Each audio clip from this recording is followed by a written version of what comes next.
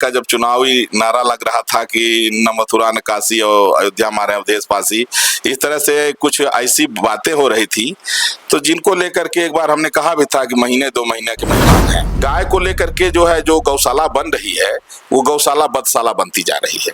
और एक तो जो गाय छूटी है किसान का नुकसान हो रहा है, दूसरी तरफ गाय डंडा भी खा रही है।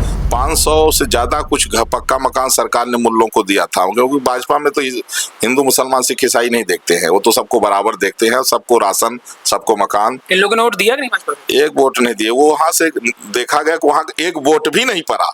आप समझे कि 2200 के लगभग वहां वोटर हैं, एक वोट नहीं पड़ा, एक ना कोई महिला दी, इनको जो भ्रम है कि महिलाएं देती हैं या कुछ। नमस्कार, आप सभी का यूपी पर स्वागत है। मैं हूं आपका साथी शिवम अवस्थी, अयोध्या में हूं और ये अयोध्या वही है जो इस समय चर्चा का विषय है, क्योंकि अयोध्या में बीजेपी के द्वारा इतने काम किए गए लेकिन उसके बाद भी बीजेपी को यहां से हार मिली।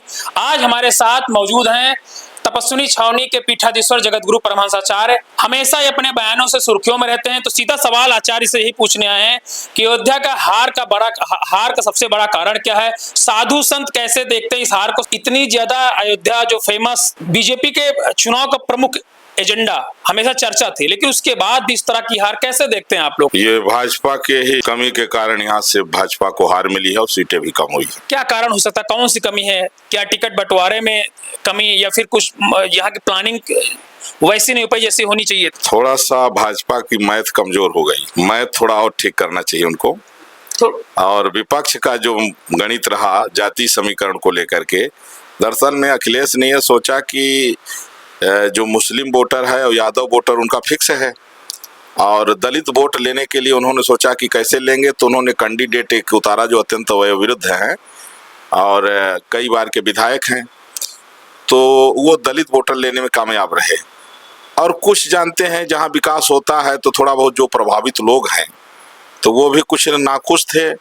इसके बाद चूंकि कैंडिडेट जो थे वो 10 साल से लगातार थे, तो थोड़ा लोग उनसे हल्का ऊब भी गए थे। तो चूंकि वो भौकाली नहीं है, ईमानदार कर्मठ नेता हैं। भौकाली जरूरत थी यहाँ। अब भौकाली का मतलब यह है कि देखिए आदमी को आजकल क्या है, काम करिए चाहे न करिए, लेकिन थोड़ा सा हाँ हाँ हाँ हाँ पहुंचे रहिए फटाफट। हाँ।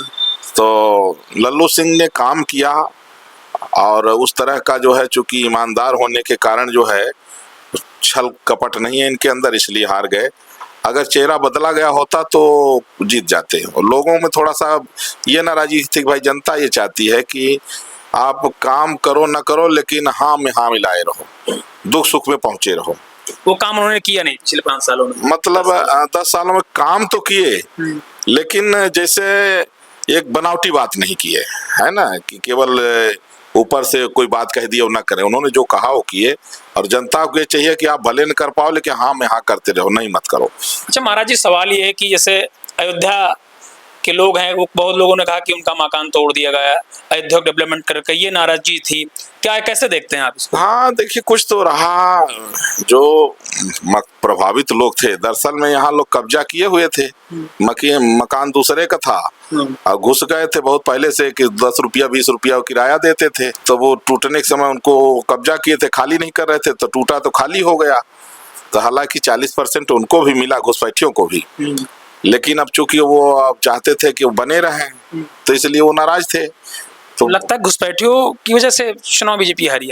जो लोग अवैध रूप से दूसरे के घर में किराएदार बन के घुसे थे पीढ़ियों से, और वो खाली नहीं कर रहे थे, और इसमें चौड़ीकरण में जो है तो टूट गया।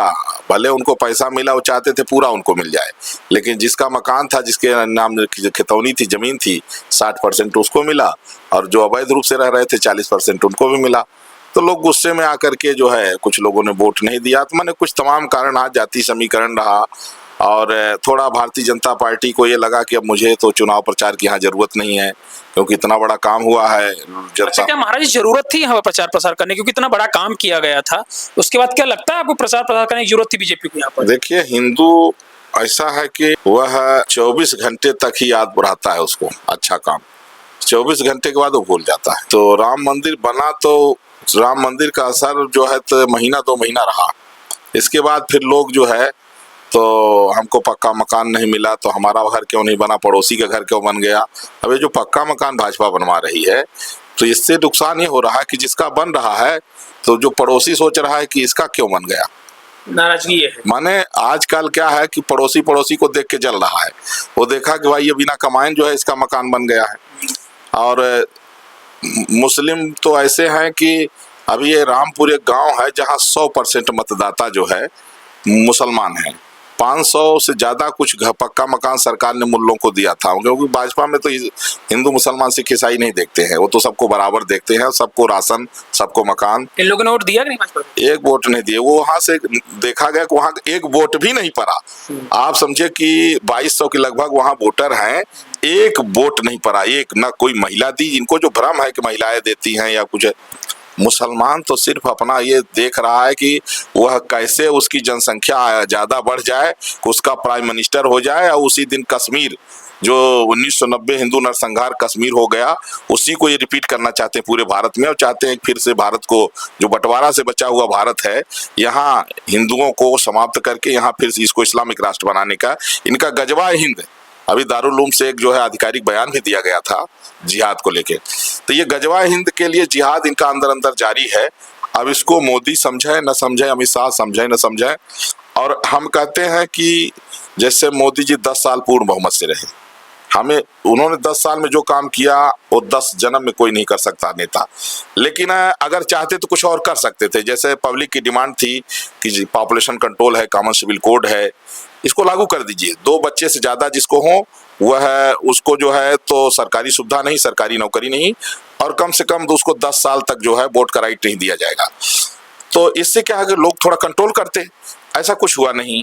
गाय को लेकर के जो है जो गौशाला बन रही है वो गौशाला बदशाला बनती जा रही है। और एक तो जो गाय छूटी है किसान का नुकसान हो रहा है, दूसरी तरफ गाय डंडा भी खा रही है। हमारा धर्म भी जा रहा है, गायों का प्राण भी जा रहा है। अच्छा, जो यहाँ के सांसद हुए, एक सवाल उनसे, उनके एक स्टेटमेंट एक पत्रकारों से पूछ रहे थे, तो उन्होंने कहा कि जब उन्होंने जय श्री राम भी कहा, तो उन्होंने कहा कि आप जानते मेरा मन जग जाहिर है, उसमें बताने की कुछ जरूरत नहीं। तो उनके स्टेटमेंट को कैसे देखते हैं आप? देखिए, उनका नाम अवधेश प्रसाद है और अवधेश राम जी का नाम है, और प्रसाद माने राम जी की कृपा से ही वो पैदा हुए हैं। उनके माता पिता बड़े राम जी के भक्त थे।